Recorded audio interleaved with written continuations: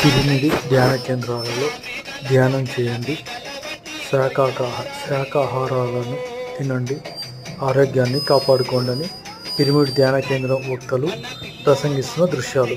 మనము ముద్దుగా చూస్తామి, మన పిల్ల పాపలనైతే మనము ముద్దుగా చూస్తామి. వాటి పిల్లల పైన వాటికి కూడా ప్రేమ ఉండునులే, వాటి పిల్లల పైన వాటికి మన పిల్లలకేమైనా పదవస్తే అల్లాడిపోతామా, మన పిల్లలకేమైనా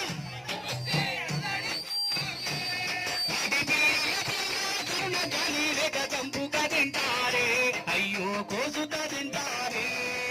చిట్టి చిన్ని పక్షులకి చంపారయ్యో, రామిగల పొడెల బిగల బట్టి కొయ్యారయ్యో, రామిగల పొడెల బిగల బట్టి కొయ్యారయ్యో. చిన్ని దోమలు చీమలు గురికే చంపి వేస్తారే, చిన్ని దోమలు చీమలు గురికే చంపి వేస్తారే.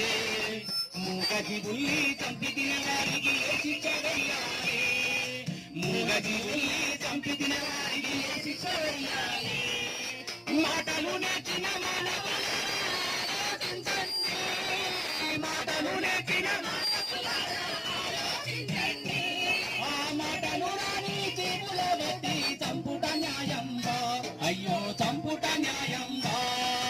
చిట్టి చిన్ని పక్షుల బట్టి చంపారయ్యో, గ్రామికల కోటెల బీగల బట్టి కొయ్యారయ్యో, గ్రామికల కోటెల బీగల బట్టి కొయ్యారయ్యో, గ్రామికల కోటెల బీగల బట్టి కొయ్యారయ్యో.